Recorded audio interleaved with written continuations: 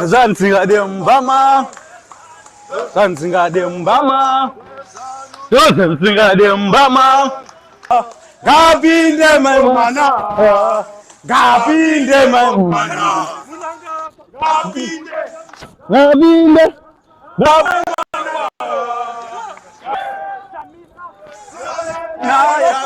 Samuno mugere, Gabinde, Gab.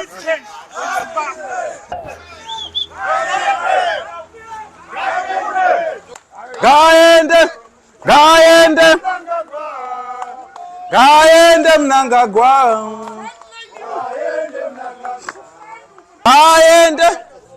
Okay, TTV1 live in Cape Town at Consulate. I'm here with Mr. Honorable Cooksman. Cooksman, how are you? I'm good, how are you? I'm fine. Okay, Mr. Cooksman, we saw you on social media. You are encouraging people to come in numbers for demonstration, and sometimes social media lies. So, what is the reason of the demonstration?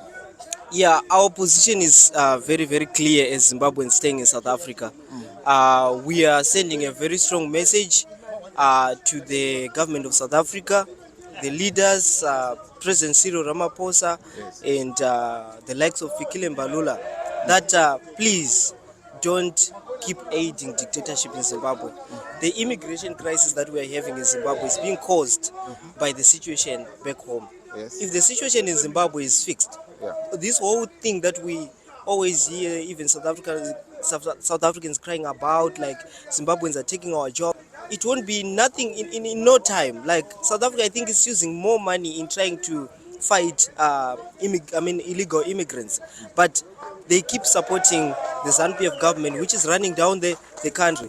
The elections, and it was it's in the public domain, in fact, that elections were rigged. Where have you seen like the presidential results of all the competitors adding up to 103%?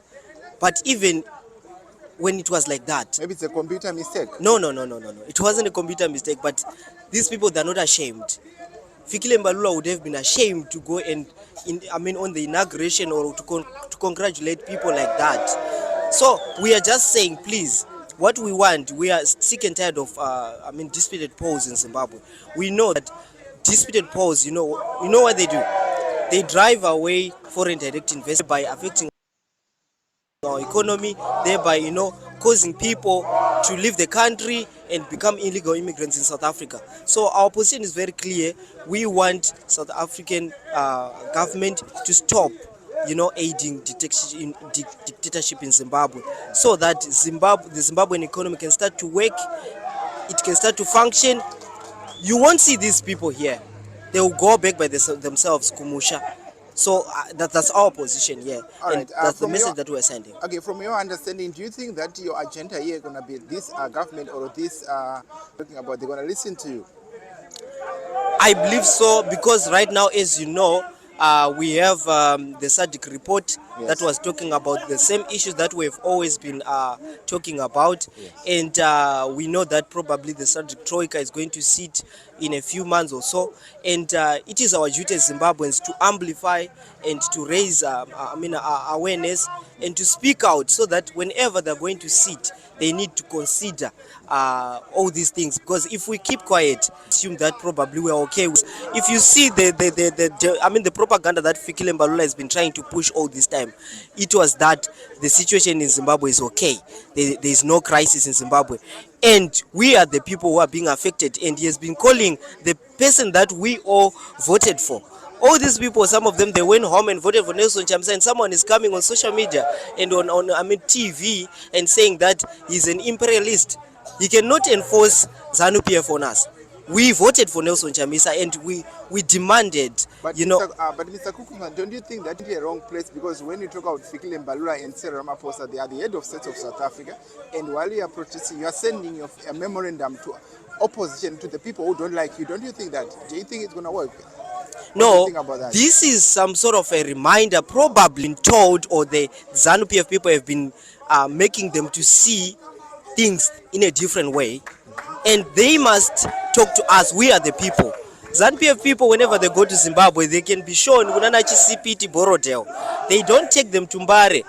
In South Africa right now, as I know they know the reality of things, but sometimes when we keep quiet when these things are happening, we will be some sort of conforming to their propaganda. Will be like some sort of agreeing to say probably there's no crisis in Zimbabwe. So then that they are the heads of state of this country, but the message that we're trying to push doesn't go to them alone.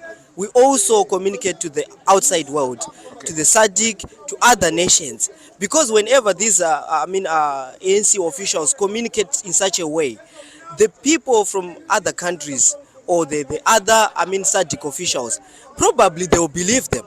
But when they see us complaining, when they see us portraying the real situation, they might think otherwise. Okay, whenever I come to human rights now, from now up your journey, how do they